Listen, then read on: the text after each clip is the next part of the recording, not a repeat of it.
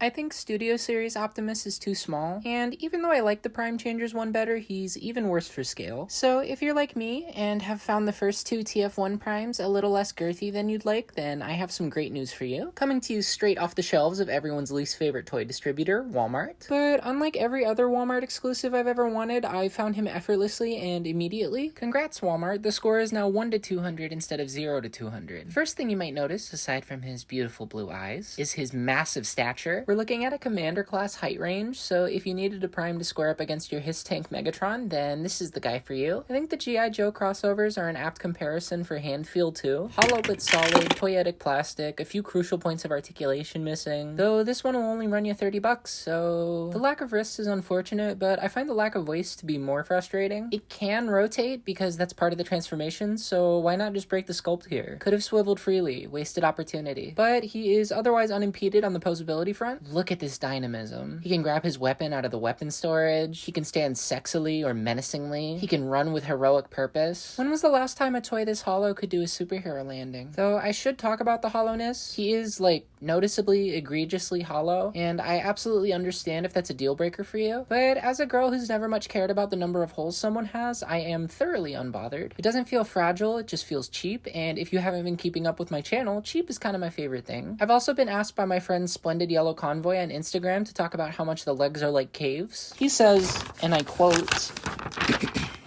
"Don't mind the gaps, exclamation point." Oh, and he wants an echo effect on it, sorry. "Don't mind the gaps, exclamation point."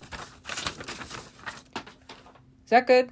I hope so. Follow him on Instagram. He's a super talented customizer, and he actually did a sick custom of this guy. But back to this guy. His accessories are underwhelming, but unsurprising. The axe is too short, it has a pointless little hinge. And it's also weird to see an Optimus Prime hold his axe in hand instead of having it as his hand. The Matrix is the Matrix. I honestly would have loved if they'd gone the Prime Changers route and had the bottom handles empty so he could hold it. But alas, just a useless little hunk. But like my first boyfriend, it's a very pretty useless hunk. That blue plastic is lovely. Which is good, because that's kind of his whole deal. The gimmick, if you can call it that, is that he's blue in places. Guess he's supposed to be tweaking on energon. Those eyes can glow like nobody's business, the boob window is pretty, his wheels look like he's from Tron, and the hands are kind of like Jesse Pinkman's from that one episode with the porta potty. Why are you?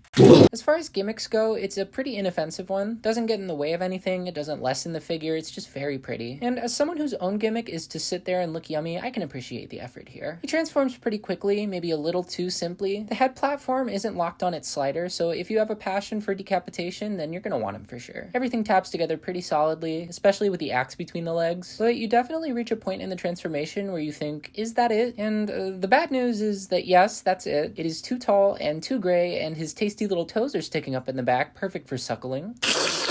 Both Studio Series and Mainline Prime have better alt modes, but I have a lot more fun transforming this guy. I've already talked about how much I hate the Studio Series transformation, but the Mainline is a little bit finicky in its own right. Ultimate Energon is fun and simple, exactly how you'd want a kid's toy to be. And oh my god, he can roll. Better than sushi, better than recreational drugs, better than pizza. God, I want pizza rolls. I really enjoy this guy. For all his hollowness and hampered articulation and hilarious alt mode, he's a lot better than an oversized kid's toy really needed to be. And for that we love him, yes we do folks. It crushes me that we're almost certainly not getting a Megatron to go along with him, continuing the wonderful tradition of Prime getting 100 figures for every one Megatron. Prime Changers? Nope. Brave Commander? Nuh-uh. Power Flip? Nar. Mask? No, but in Spanish this time. Studio Series? Yes, but months later. Why do the Decepticons always get shafted? Don't kids want, like, a bad guy to fight their good guy? Whatever. At least we got him. He is top tier slop from my least favorite shop. And if I might be as transparent as his hands for a moment, the real reason I wanted him was this. This image from Goken_Z on Instagram has haunted me since the day I saw it, and my need to recreate it has been desperate. And now, finally, several months and about $50-ish later, I have it. The Double Prime Chariot. Or as I like to think of it, Optimus Prime riding himself.